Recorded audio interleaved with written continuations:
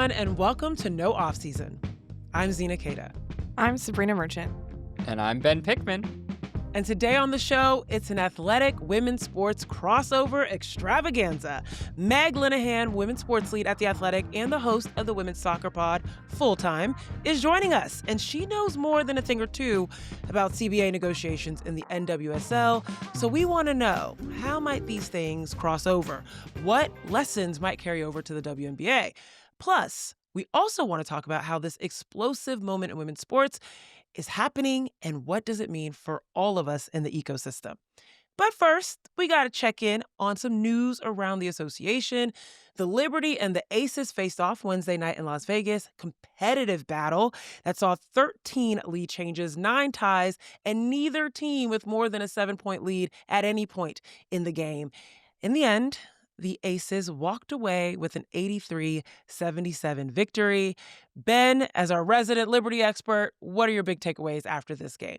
Well, I guess my big takeaways, Zena, are actually on the Aces side, because I think what they are doing is more significant than anything going on in New York Liberty land right now. Because since the Las Vegas Aces had that 53-point loss to the Minnesota Lynx in early August, they have not lost. They're currently on a 5-game win streak. They're playing their best basketball of the year. And frankly, their win against New York was maybe their most significant win of the year. They hadn't beaten the New York Liberty in a regular season game in nearly 2 years. And a couple things caught my eye in that victory. The one thing I wanted to highlight, other than just Jewell Loyd's performance, and she's playing way better of late since coming off the bench, is just Las Vegas's offensive rebounding prowess, because that is something that we have seen them recommit themselves to. Since their loss to Minnesota in early August, Las Vegas's offensive rebounding rate is over 41%. That is up from 27.8% from the start of the season up until that loss. And what that tells me is just they are crashing the glass more. They're using their size, their physicality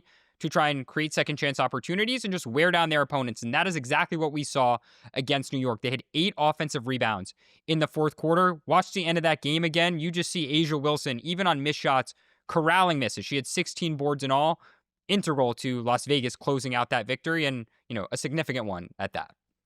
Yeah, I mean, Kirsten Bell was on the boards, NaLyssa Smith was on the boards, and I wonder how NaLyssa Smith actually plays into that offensive rebounding perspective, because one thing I've noticed about in that game and in other games is that because she's not the focal point like an A'ja Wilson is inside the paint, she's crashing, she's slashing, and kind of being forgotten about on the weak side. Sabreena, maybe you have some takeaways from the New York side, but I agree with you, Ben.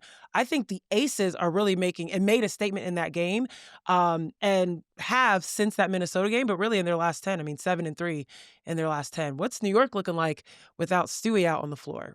I mean, I think without Stewie on the floor, it's just really hard to gauge what New York is going to be a month from now when the playoffs start, because you don't have Stewie, you don't have Niara Sabali, they haven't had Izzy Harrison. Kennedy Burke just came back for this game. They introduced Emma Miesemann, introduced Stephanie Talbot. I'm not even sure that Stewie played with Talbot. She definitely hasn't played with Miesemann, but there's just a lot of pieces coming together, and they haven't quite figured out how everything fits with one another. It's a very different Liberty team than we saw at the start of the season when they had that dominant 9-0 start.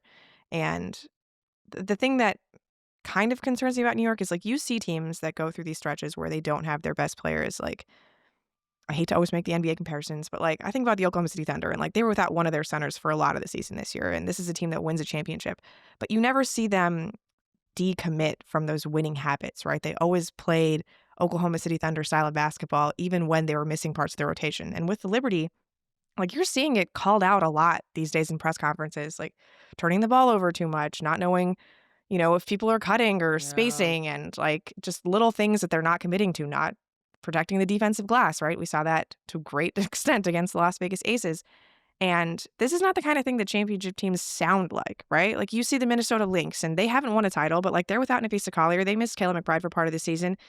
They always committed to playing with winning habits. And that's just not the thing that you're seeing from the New York Liberty during this particular stretch. And it's one thing for that to be in-house, but it's another thing for press conferences to just be littered with comments like that all the time, right? From Sandy Brandella, from Sabrina Ionescu, from Emma Miesemann, who just got there and is already talking about how this team doesn't have the right behaviors on both sides of the ball, which is quite a thing for somebody to say when they literally just got to your team 2 weeks ago. But Emma Miesemann is a champion at the WNBA level, at the EuroLeague level, Eurobasket earlier this year. So I've been very hesitant to be too down on the Liberty because when they have Jonquel Jones, when they have Breanna Stewart, when they have Sabreena, like probably the best big three in the WNBA. But there is a certain, like, I don't know, look that championship teams have, and you just haven't seen that from the New York Liberty of late. Before we get off of the Liberty and the Aces, you're making such a great point, Sabreena, that I have to ask both of you. Sabreena, I'll let you go first, and then Ben, I'll let you go. What would you say is the brand of basketball that New York likes to play? Like if some random stranger never seen women's basketball ever and they're learning what it is, and you had to go around the association, you're labeling, oh, this team likes to play pace and space. This team likes to play in the half court, whatever. What would you say is the theme or the brand for New York? I think I'll just steal Sandy Brondello's words of paint to great. That's basically what the Liberty do, right? Both on offense and defense, Mhm. right? Like defensively, you suck in and protect the paint, and offensively, like all of their best shots come when they get into the paint first and like work from there. There you go. Ben, what do you think?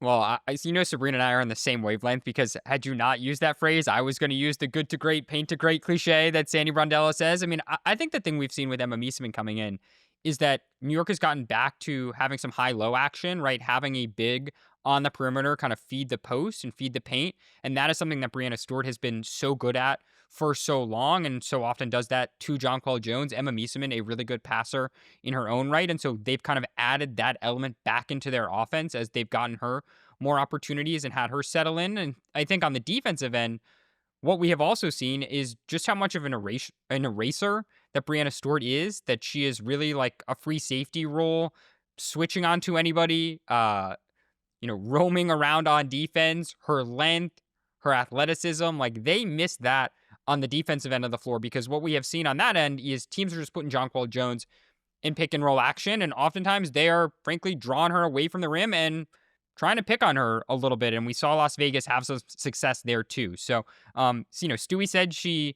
plans on coming back before her birthday. Her birthday, I believe, is August 28th.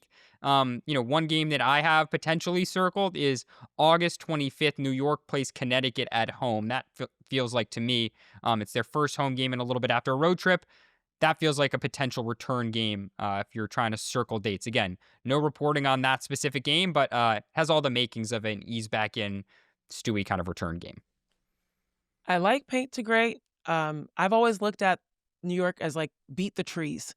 These trees that have these limbs that make it incredibly difficult on defense. And then you've got these trees that are capable of also shooting and handling the ball and doing all of these things that from Jonquel Jones down. And I'm sure Sabreena Ionescu would be very glad to be called amongst the trees. But swinging it back really quickly to the Aces, Jewell Loyd coming off the bench was the best thing they ever did. It's crazy how much of a spark plug she's become. And I just wanted to give her that credit, and particularly the Aces for adjusting in that way. Any last comments on just how big of a win, and particularly the stretch they've been on? Sabreena, I want to let you touch on that as well. Yeah, I mean, we've seen a lot of different starting lineup combinations out of the Aces this season. I think there have been 7 thus far this season, the latest coming with Dana Evans in the starting 5 against New York because Becky Hammon said she wanted her speed, right, in that particular matchup. I mean, the ratings are still the best when Jewell Loyd is on the court, right? Like that 5 group of Alyssa Smith, Jewell Loyd, plus those returning 3 of A'ja Wilson, Jackie Young, and Chelsea Gray, like that's still their best lineup.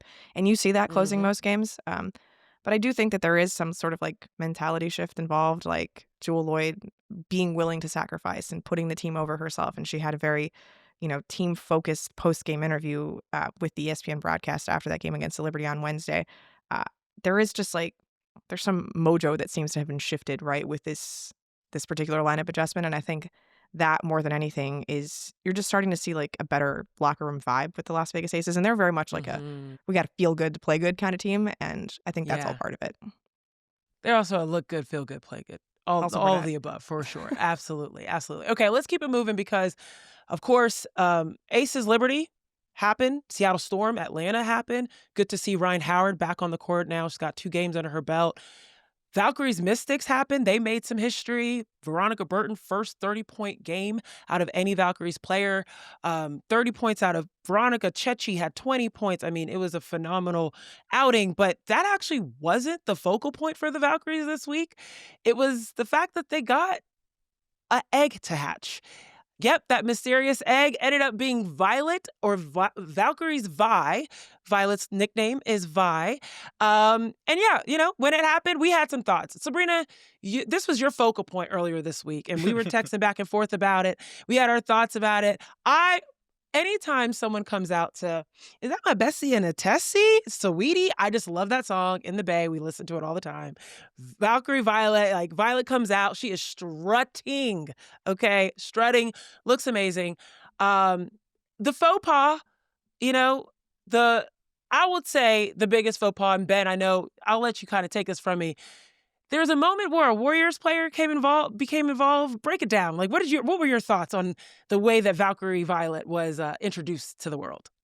I agree, Zena. I think the pre-production aspect of this, or the pre-unveiling, was genius. I thought they had multiple social videos that played off this theme of an egg. The bird watchers. Preparing to hatch. Right. It was bird watchers night. They gave away binoculars. They had a social video with Monique Billings where the bird had appeared to hatch, and it's where is the bird? And she's kind of looking around the arena. There were feathers scattered all over. I thought that part was great. And then the start of the actual introduction of Violet, I thought also, you mentioned it, great energy, good vibes. And then early on in the halftime introduction, maybe a third of the way through, they brought on Warriors forward Quinton Post. And if you're not familiar with Quinton Post as a listener of this podcast, that is okay. A lot of NBA fans who might be listening to NBA podcasts regularly probably don't watch a lot of Quinton Post. He's a pretty anonymous forward on the Golden State Warriors. It's just going to be funny in 5 years from now when he's playing, for the Memphis Grizzlies or the Charlotte Hornets or the Orlando Magic, that Quinton Post is in this unveiling video. But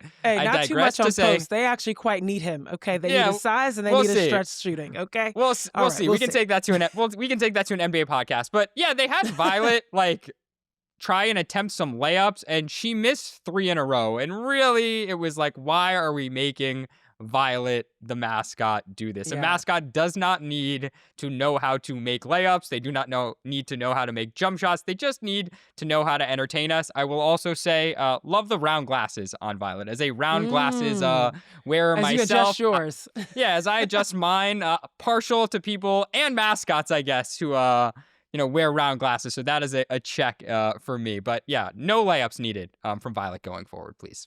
Just a peek behind the curtain regarding Violet's introduction. So we have a group text, among members of this podcast and our producers, and it's usually just okay, I saw this thing, we should bring it up on the show, on our next episode.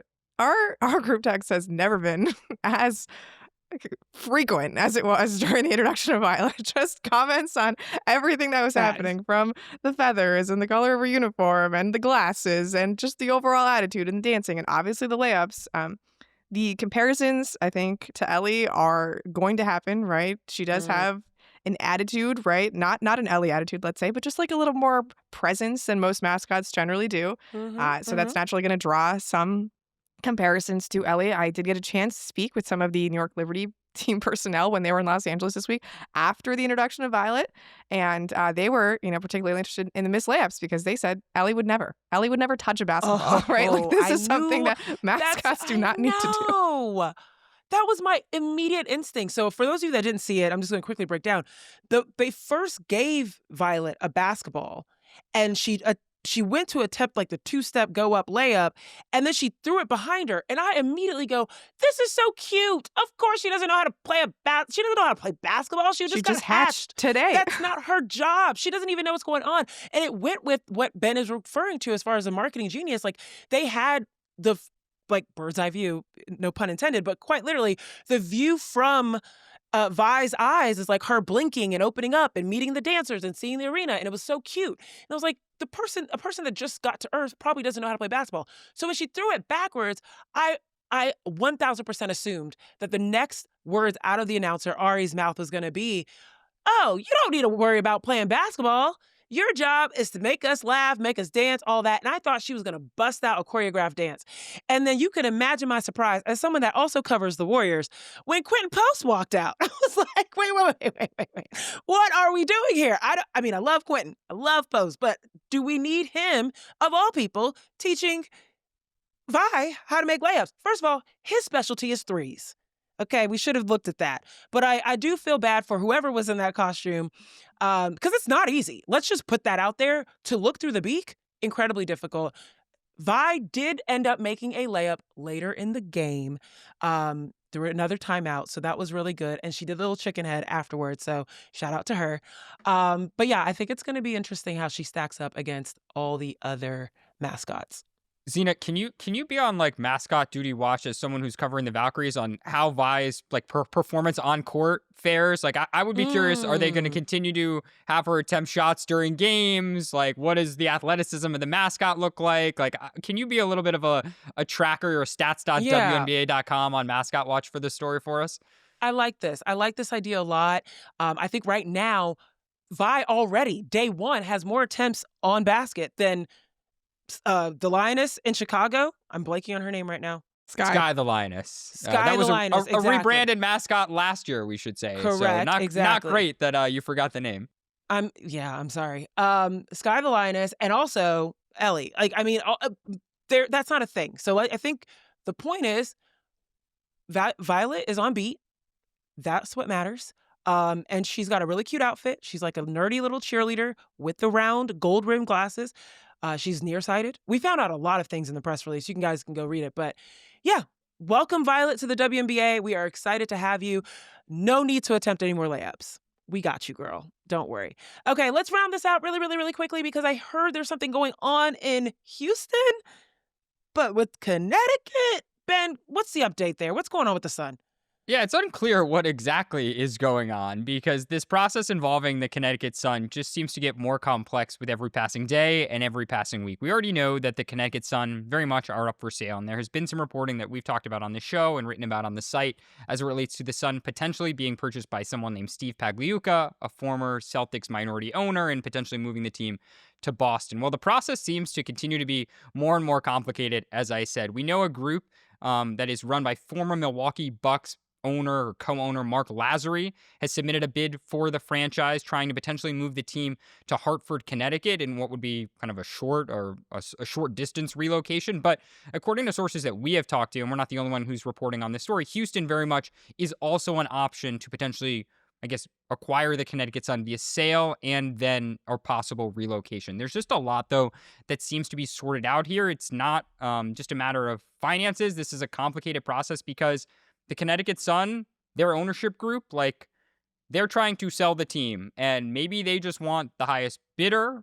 Maybe they want someone who is going to keep the team local. There's also a complicated process as it relates to relocation here because, unlike just expansion, the WNBA cannot say, they cannot just pick the market and say, we're creating a team here, we're putting a team here. So the league and the NBA, they had some say in the expansion process, and it seems like, their involvement in this process, they seem to have some kind of role. What specifically that role is, I think, is a little bit murky at this point. But yeah, there's a number of ownership groups that I just mentioned still in play here, and a lot that is going to have to get sorted out over, I guess the foreseeable future. Yeah, it seems like the communication is also a huge factor in terms of telling boards of governors and all of the above. Kathy, my friend, I'm looking at you. What's going on, girl? We're going to figure this out. Okay. Well, we're going to take a break here. And when we get back, we'll be joined by the women's sports lead at The Athletic and host of Full Time, Meg Linehan. Don't go away.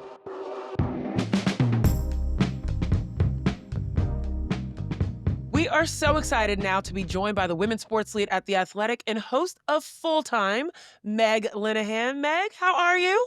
I'm good. It's been, I feel like, a wild week in the world of women's sports for all the good and bad reasons. So just across the board.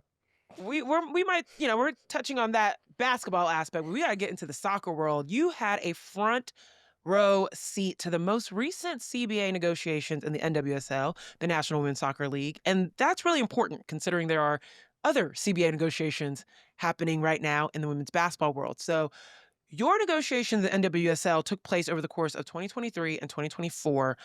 Help us, for those that are trying to figure out the women's basketball, maybe we can learn something from the women's soccer world. What was that process like? What were some of the big things that the players were looking for? And what was the pushback that they received? Yeah, so I think just like to do a quick little history lesson on the NWSL collective bargaining agreements, because this was actually the second version of the CBA between the NWSL and the NWSL Players Association. The first one actually happened 2021 into 2022. It's like super tied up as well with the NWSL abuse scandal, which we obviously reported on Mm. extensively at The Athletic. So the players were coming out of that feeling very A, empowered, B, mad, and C, like ready to really fight for a whole bunch of things. But the first version of CBA negotiations were, I would say, like actively pretty contentious. It was before the previous NWSL commissioner, Jessica Berman, had come in, had been hired. So they were dealing with an interim CEO and all of the teams of the NWSLs for the negotiations. And it sounds like the teams really didn't show up until the very end of that, but the players were actually ready to do a work stoppage back before 2022 NWSL preseason. It eventually gets across the line. They sign it at this Angel City game. Like they're basically like fireworks. It's during the game on broadcast. And so that relationship kind of came back together. And then after the 2023 World Cup, NWSL commissioner now, Jessica Berman, kind of went to the NWSLPA and said, like, hey, things are kind of moving and shaking. We have some new media rights deals. Would you be willing to voluntarily bargain before the end of the term of this CBA? Like, are there things you want? Because, like, maybe there are things that we want. And so this version of the CBA was not quite the battle. That doesn't mean that it was necessarily friendly, because I feel like any labor and owner negotiations aren't always the friendliest of process. But this time around, I think some of the big things were really driven by media rights deals in terms of revenue share was a big one. But, for the NWSL, I think they were still kind of behind the curve when it came to free agency. They abolished the NWSL draft in this most recent version of the CBA. They were looking for some more charter flights, making sure that trades wouldn't happen without player consent. Like there were a lot of really basic things while still accomplishing some of the bigger foundational blueprint sort of things that I think the WNBA players might be looking to now, and that's especially rev share. So I want to back up just real quick with the NWSL CBA part of it, because the fact that they went to the table, I think like a year and a half before their present CBA expired is so interesting to me, right? We always think that deadlines create action. And, you see the WNBA and the PA really running up against a deadline here where CBA expires on October 31st, and there's quite a lot of things to do before then, like conduct a basketball season and like maybe decide a champion. So I'm just wondering, like, obviously the players got a lot of these provisions in the new CBA that would seem to suggest that they had a lot of leverage, but like, why would the league come to the players so early in the process? Like, what were they getting out of it? Yeah, I do think that there was a bet from the NWSL that when this current media rights deal is up, which and also just like for context, the NWSL media rights deals in totality across 4 different providers are only about $60 million a year compared to the WNBA's $200 million a year, right? So like the amount of money here is not nearly the same, but I do think the NWSL is kind of looking at what the WNBA and even MLS were getting with their media rights deals and being like, there's actually probably a lot more money on the table, and if we maybe lock them in at a lower rate on the player side for rev share, for salary cap, whatever it is, like in the long run, if this deal runs through 2030, which it does, maybe in the long run, we make it out a little bit ahead. I do think that there was incentive for the NWSL to get to the table before I'm so tired of the rocket ship metaphor, but like before that ship really takes off in a really meaningful way, and we can kind of lock them in at a rate that we feel comfortable with and the players feel okay about. And rather than, I think in the WNBA case, the rocket ship is gone. And now the players are like, where's our money? We would like our money. Thank you.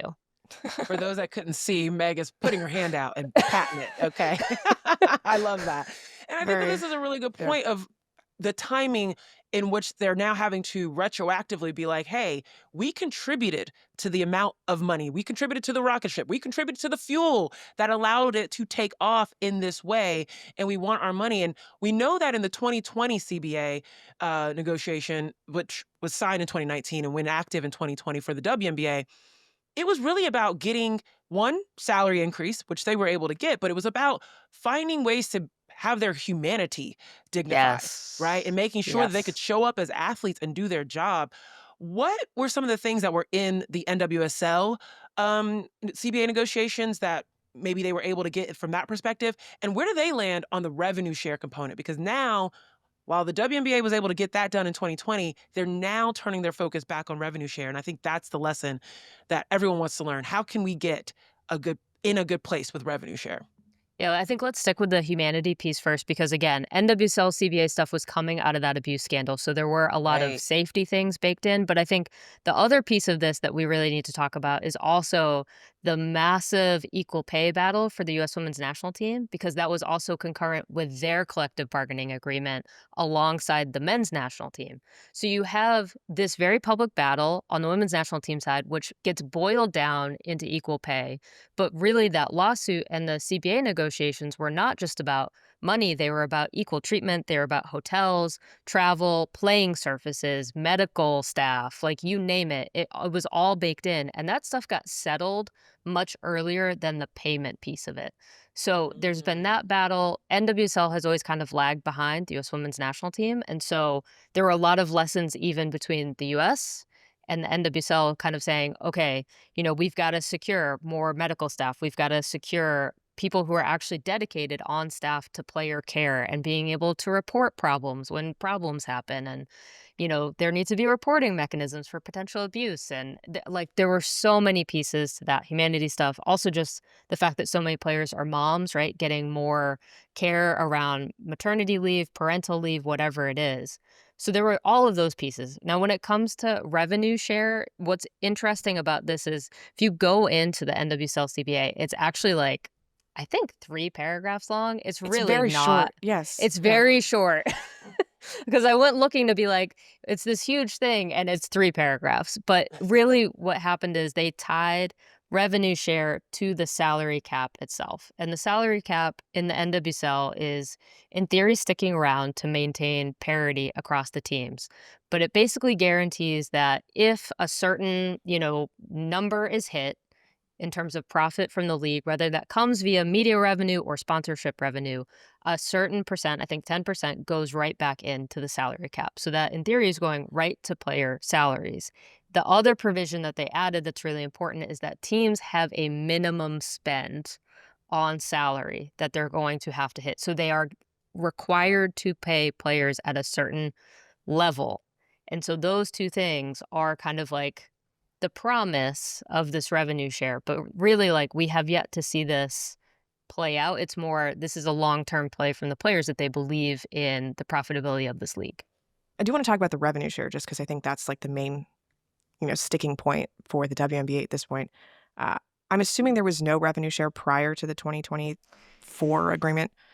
Yeah, this is definitely a new development. I think, in the past, and this is kind of the terrible part of the NWSL's history, is that really the messaging around this league from owners, from even, U.S. Soccer Federation, and this has been in all of the investigations, is the message is always well, you should be grateful that you have a place to play and that we're paying you, right, in general.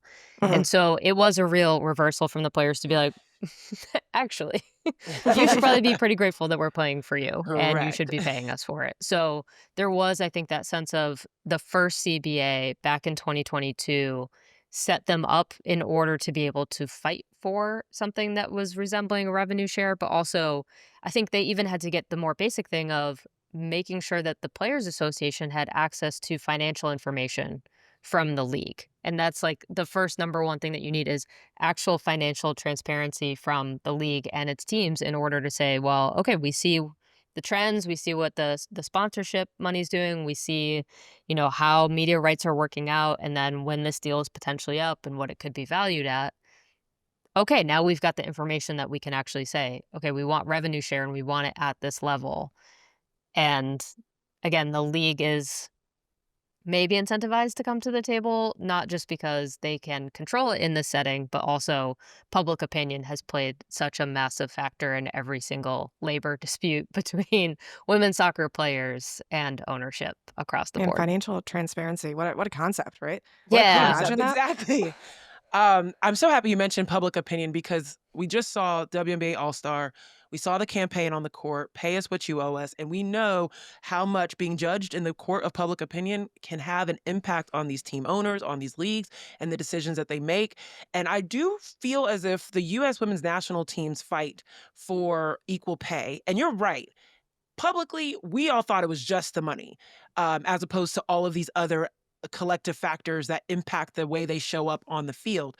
But I remember that campaign around the equal pay and making sure that the men's national team that wasn't winning nearly at any level as to what the U.S. women's national team is doing wasn't getting paid more. But I just remember the appeal to the public. And I want to know, like, how much in that CBA fight from the U.S. national team, women's national team, how much did appealing to the public help them? And what do you think about this Pay Us What You Owe Us campaign that the WNBA is doing, similarly to what USWNT did?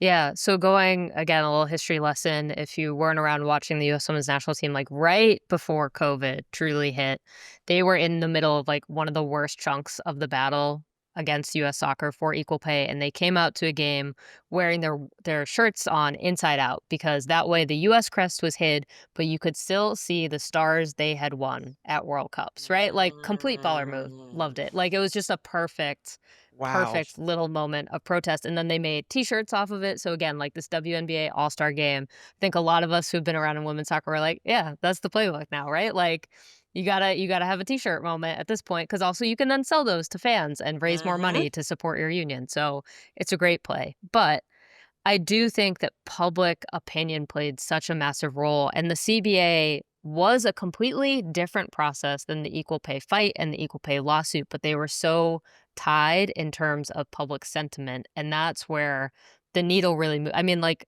a U.S. Soccer Federation president had to leave the job because of what was going on with the U.S. Women's National Team. And then you have Cindy Parlow-Cone, who's a former, a 99er herself, come in as president, come to the table and be like, whoa, whoa, whoa. Why are we at this level that we're at right now? Like, we've got to settle this down. And there was this real sense of, they went out, they made a documentary, LFG, in terms of like showing the equal pay fight and all of the work and the way that CBA negotiations were playing out and all of that kind of stuff. So, I mean, you just can't really overrate how important public sentiment is when it comes to and the public sentiment is always going to be behind the players. But if you can harness it and have that united front and have a clear message that it's really easy for people to pick up on, then that's going to give you a tool in your toolbox as a union that the owners are just never really going to be able to access. And it's going to force their hand a little bit. Yeah, I do wonder how long public sentiment will stay on the side of the athletes, because you see when there are work stoppages, fans get antsy, Yes. right? And you've seen this in men's sports. They just want people to come to the table, right? Yes. And I think there is the extra layer of women, right? Like this was the whole thing during the equal pay fight. I could not go into the comments of any of my articles on the U.S. Women's National Team because you would have a whole bunch of suddenly economics majors telling me the business of women's sports. But then I think for the WNBA, there's then that extra level of this is Black women, right? And that's going to introduce a whole new level of terrible comments and opposite public sentiment. So like, yes, WNBA fans are going to be harnessed, but then you've got this whole other section of society that's like, no, screw, like the WNBA doesn't make any, we've seen the same economics dudes come out of the woodwork again. And it's super tired, and we know what the actual numbers are. But because, the NBA has been affiliated with the WNBA, and there's this sense of like they've subsidized the league, blah, blah, blah. Like it's the same really tired, old arguments that don't reflect the current reality of the moment. But I think from a WNBA point of view, compared to women's soccer, the race and gender stuff is just a million times worse. I mean, there's so many places I want to follow up there, like 13 things I could think of. But I think where I kind of want to start with is like, you mentioned WNBA and NBA, that relationship. Like, do you feel like part of the advantage the NWSL has is just like a lack of structural affiliation with the MLS at this point? Yeah, I mean, they've never been affiliated with MLS. Obviously, one of the big problems of early NWSL, as we've discovered, again, through a lot of reporting, is that because they were subsidized by U.S. Soccer, actually, like, there were problems in terms of, It's really hard to stand up a league independently, completely independent, without some sort of structural support from an organization that's already existed and had the advantage of like building for decades, right? And so, but I think there is something different to the WNBA and the NBA's relationship as opposed to MLS never having really been involved in NWSL. So it's not seen as this, little sister of the men's league that's been established since 1994, started playing in 1996. Whereas we've had two failed leagues in the US on the women's side. NWSL started in 2012 and has managed to survive to this point and will continue to survive, right? Like we're past those kind of really pointless, like, oh, will it make it past year 3? Will it make it past year 4? Whatever. But there has been such a weird fractured history of women's soccer that NWSL has had its own problems, but nothing quite as specific as that WNBA NBA relationship and how that feels like it consistently undermines the women's product. It's an easy go-to for those economic bros. It's an easy pull of, oh, if you compare it, and people forget context. That word seems to just fly out of people's minds as soon as they insert all of the business acumen. Clearly, there's just not enough space in people's minds for both. But there was another thing that just came to mind as you were talking about, the little sister of the league and the concept. And it made me think of Post Moves, the new podcast that Candace Parker and Aaliyah Boston just put out. And it very much felt big sister, little sister vibe when Candace Parker called out the All-Stars this year for wearing the Pay Us What You Owe Us shirts, but not having a quote unquote good game, a good All-Star game.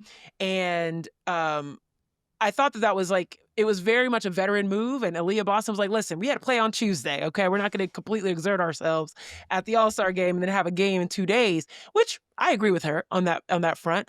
But I could see what Candace was saying, and that this was your opportunity to showcase your product and why you are deserving, et cetera. Taking a kind of or taking a note from Candace Parker, like, looking at what happened in the NWSL with their last CBA negotiations, or even looking at the U.S. women's national team and what they did with their CBA negotiations, is there anything that you're like, if you're looking at the WNBA, this is what you should do or you should not be doing as you make those negotiations and you're making that plea for more money, more respect, more support? Yeah, I mean, I think it is really hard to copy the US model just because being at the 2019 World Cup, as a lot of like the most heightened part of that conflict was playing out. They're trying to win a World Cup in France. Megan Rapinoe is also beefing with the president of the United States at the exact same time. You have these battles there was this like maybe clandestine meeting of them trying to like see if they could come to an agreement during the World Cup. It doesn't play out. So I think that has to stand as like a one-on-one experience. But then all of the stuff after for the US and also for the NWSL, I think at least from that generation of US players who experienced negotiations for both the league and the federation, winning always helps, right? So I will say it does not surprise me that Candace Parker looked at that All-Star game and was like, okay, you're making your case on your chest. You're saying it with your whole chest, and then you're having that game. But then I think what we're probably going to get into in this very show is the player load across women's sports, right? Like, as money flows in, as there's more demand, as the growth explodes, players' bodies are being put on the line. And that's like the very nature of what's at stake in a collective bargaining agreement discussion, right? Like, these players are saying, this is the product. My body is the product, and I have to protect myself, and I have to make sure that I am healthy enough to play and make money. So like there are these competing levels here, and I can understand like an older generation being like, okay, well, you've got to put everything on the line, and the younger generation being like, well, why should I?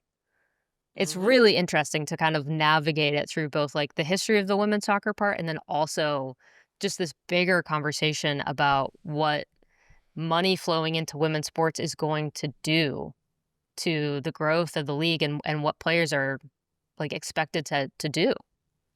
Yeah, well, let's talk about injuries then, because you mentioned obviously the load. The WNBA season keeps expanding. It was 20 games in 2020, now 32 in 2021, and now we're at 44 with talks of moving beyond that. in soccer, you have the international calendar just adding more and more cups everywhere, like Nations Leagues and a summer cup in the NWSL, right? Like the cadence of games is nonstop. And anecdotally, I feel like we've definitely seen a rise in injuries. Unfortunately, the data is just not there to really analyze, I think, what is happening from an injury perspective. I'm wondering, like, from a soccer point of view, like, how do you talk about injuries without the science really that needs to back up, like, why these things are happening, what can be done preventatively to stop them? Like, it's just so hard for me personally, like, without good information, and I'm sure that exists on the soccer side as well. Yeah, I do think like there's been a real push. There's been a whole bunch of talk about like investment around this area. I feel like every single year, both like preseason, end of season, we're talking about who's hurt, who's not going to a tournament, who's done their ACL. Like that is even pre-COVID, but I think it's really exploded post-COVID. And in women's soccer, there's all, like if you Google women's soccer injuries, you're going to get a whole bunch of results around like it's like double the risk for women for their ACL or whatever it is, right? But that's not necessarily like actually been researched really effectively. And so that's been a push over the past couple of years. I still don't think we work with great data, but it feels like, Michelle Kang, who's the owner of the Washington Spirit, and Lyon in France, like who has this multi-club conglomerate, has also started this kind of health and performance area of her company as well, and has sunk many of millions of dollars into starting that research. So I think we're going to get better on the soccer side, and I'll be curious to see how much of that actually then plays out into other sports.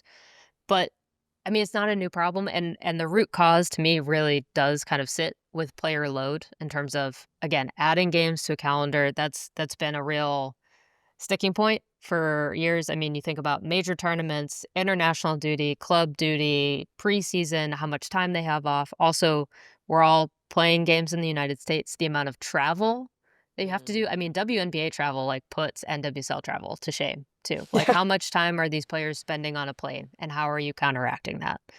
So we don't even have good research around that and how to like train for that. And this is where a union comes in, I think, in terms of like, codifying in a CBA what sort of medical resources and training resources and player load, trying to limit it where you can. Depth of roster, right? Like potentially expanding WNBA rosters, I think is very much on the table and wanted by players. But there's no like, all these things take money. That's always the answer. Everything takes money.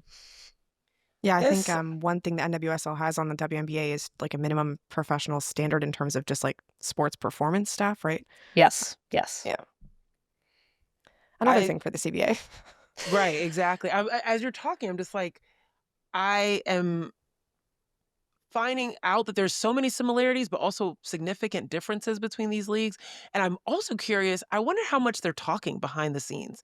Like these players, I don't know if you have any insight into that, but how much the leaders of the WNBPA have tapped into other leagues, maybe the soccer leagues, maybe other male leagues as well. But like, do you know how much interaction has happened between these two particular worlds? Yeah, I know that Megan Burke, who's the executive director of the NWSL PA, talks a lot with the executive director of the I can never remember the acronym because it's too many letters, but WNBPA. Yeah. Yes, exactly. Thank you. Every time I go to type it, I'm like, this is stupid. I need to Google it. But there's definitely talk. I know for a while, Midge Purse and Natasha Cloud were definitely comparing notes, especially like post George Floyd. I think those leagues were talking a lot. Obviously, there is one major connection now, both retired, but like Megan Rapinoe and Sue Bird, I think have helped those worlds cross in a lot of ways. That's really helpful. Love it.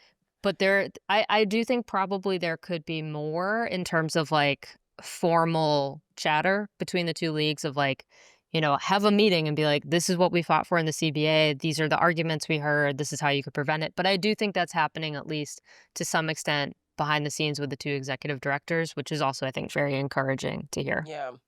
And I think it also, transcends past the PAs, but also like the doctors, the people on staff. Yeah. Right? You're talking about how do you counteract playing time?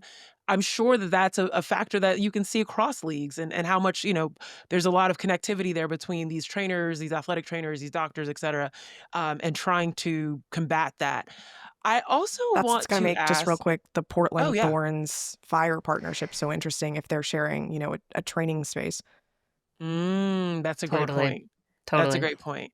And I wonder if that's going to be more of a model moving forward of these women's sports teams linking up, as opposed to I mean, we're seeing now the NBA teams with the WNBA teams, but who knows, maybe the next batch of teams could change that a little bit more past Portland. I wanted to ask about, as we close this out, the growth, the boom in women's sports, particularly in the women's basketball world and the women's soccer world.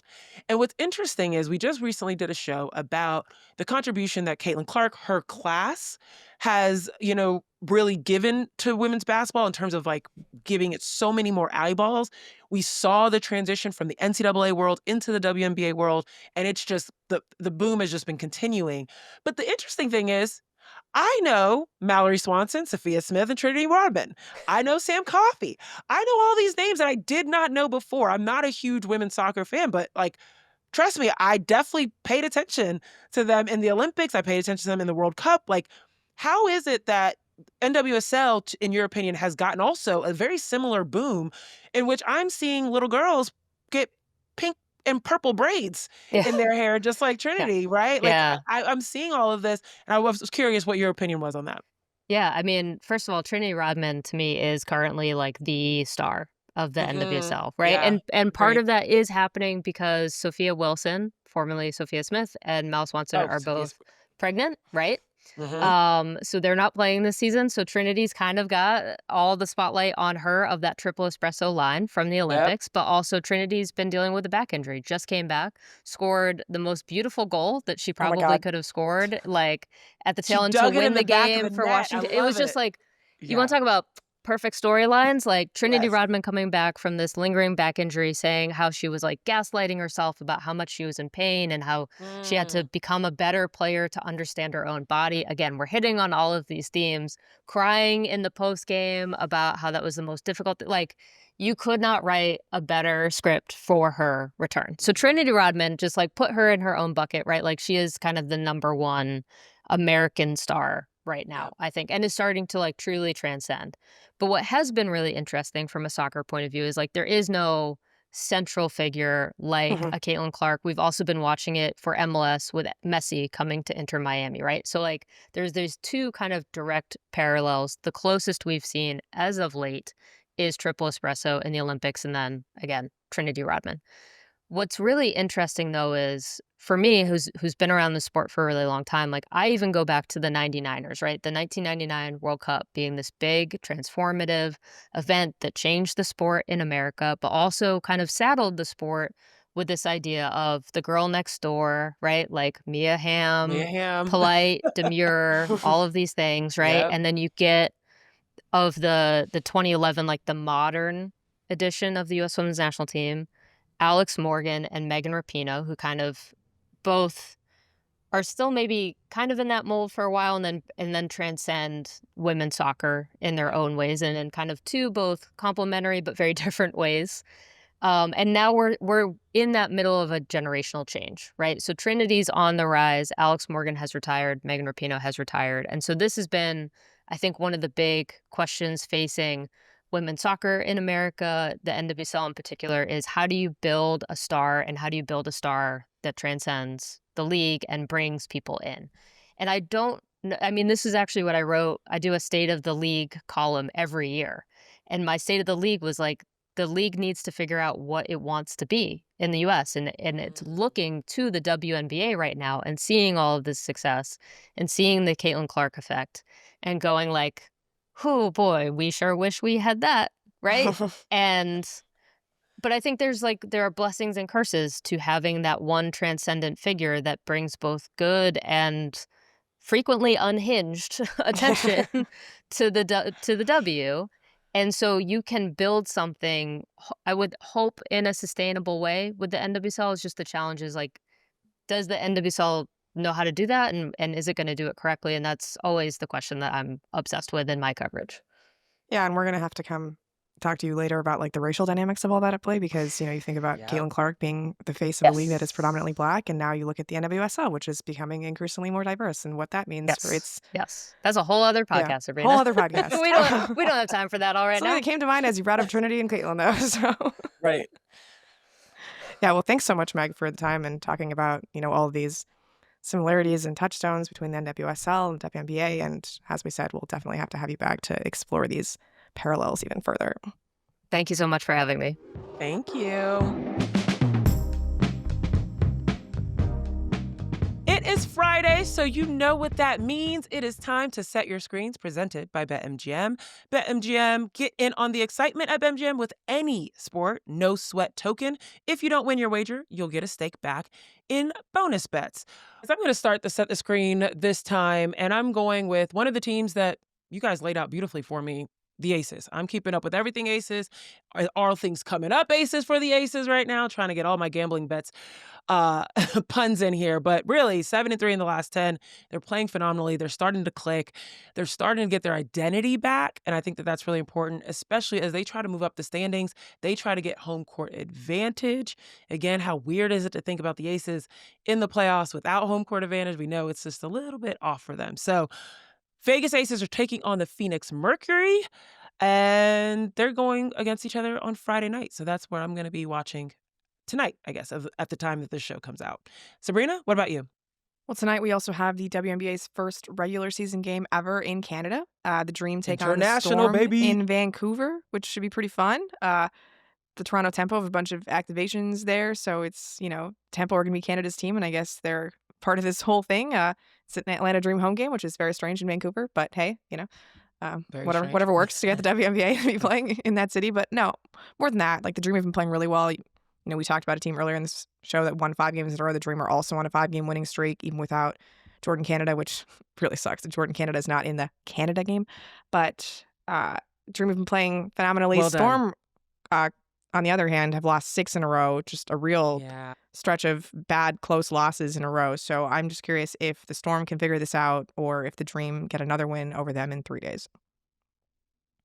And I guess I will just take kind of a slight combination of the 2 games that you guys said. I will take the Phoenix Mercury playing the Seattle Storm on Sunday afternoon or Sunday evening at 6 o'clock Eastern time because of all the reasons that you kind of mentioned put together. We know we have significant games on Friday night involving Phoenix potentially falling down the standings to Las Vegas, depending on that result. Sabrina just mentioned it. The Storm are on a slide, and they're trying to stay in playoff contention. We'll see what Friday night means for Sunday's game because Phoenix against Seattle, 2 teams who, again, very much trying to position themselves as best they can in the playoff push, and it should be a good one, a different one because, New York, Minnesota, that's also on the docket Saturday afternoon. Set your screen to that, 2 p.m. on CBS. But, we've also seen that one, and Fee and Stewie aren't going to play. So give me some more excitement on the Sunday evening slate. I'm completely with you. It's so sad we're getting all those great rematches of last year's best WNBA finals, what feels like ever, and star players are not available. But these are great games to set your screen to. Hope you guys will be tuning in. But that is all we've got for you today. We will be back on Monday with more WNBA content, as you know. And until then, if you haven't followed us, I don't know what you're doing, homie. I don't know what you're doing, but go ahead. This is your opportunity now. Follow, subscribe wherever you get your podcast. Tell your friends to check us out. Share it with folks.